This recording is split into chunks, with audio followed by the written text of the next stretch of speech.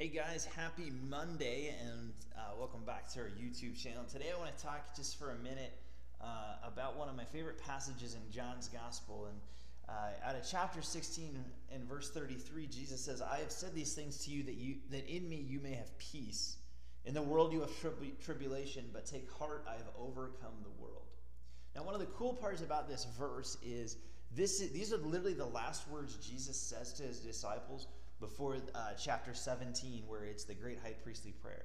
So Jesus is walking around with his disciples. Judas has already left. He's betrayed them, right? And Jesus is not quite arrested, but he's about to.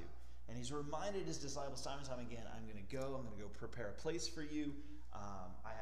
Basically, I'm going to go die and rise again. Several times he's reminded them. And chapter 16, here at the end, he's reminding them that they're going to have tribulation, but take heart, he's overcome the world. In other words, what he's about to do here is to prove to the world that he's overcome it, right? He's about to die and rise again, right? He tells, the prophecy in the Gospels is, if you tear down this temple, I will rebuild it in 3 days. And that's exactly what he does from the cross to Easter morning, right? And so he tells his disciples, take heart, I have overcome the world.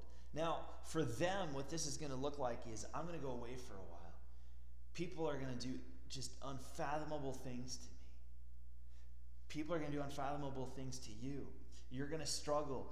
Peter, you're going to deny me.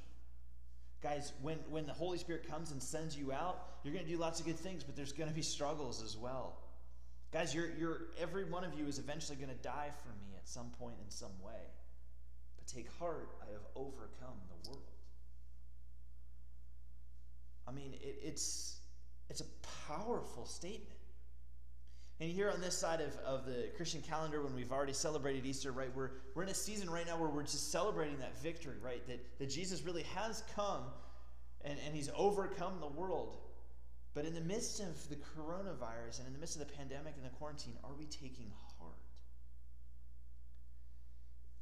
I don't know about you, but I got to admit, I'm kind of tired of watching the news. I'm tired of story after story of defeat. I'm tired of an economy that one day it's going well, the next day oil is negative $40 a barrel. I'm tired of politicians who we elect and pray for acting like children and being vicious. And I gotta admit, I don't remember in my lifetime quite the stark political divisions that we have now and how vicious it is. I'm tired of news reporters going after politicians and going after each other. And anytime I turn on the TV, it seems like it's constant fighting or just terrible stories of defeat. The numbers continue to increase. It's hard in this season to hear these words and say, take heart, I have overcome the world.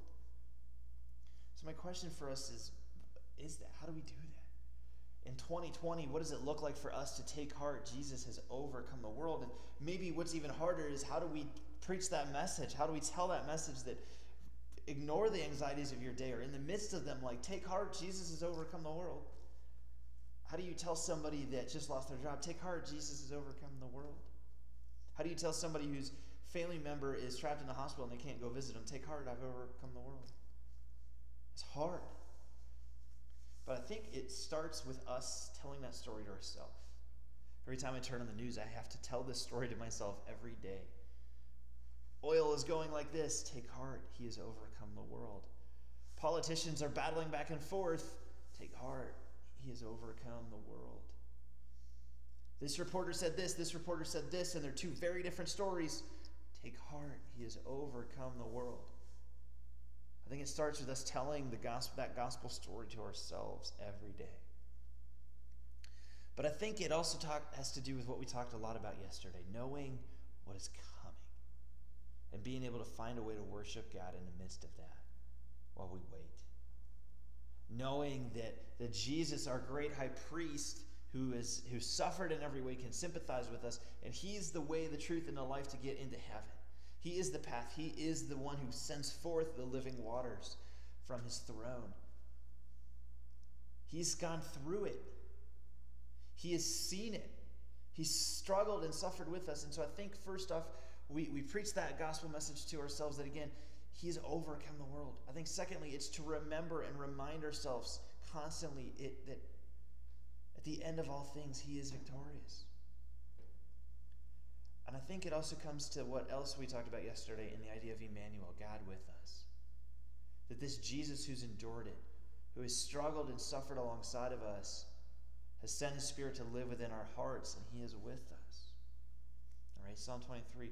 Even though it's not, I don't want to walk through the valley of the shadow of death, or it might happen, even though, as in David is saying, I'm in the valley of the shadow of death, you are with me. And I think how we tell that story to people today is that we're with them. We become incarnational with them.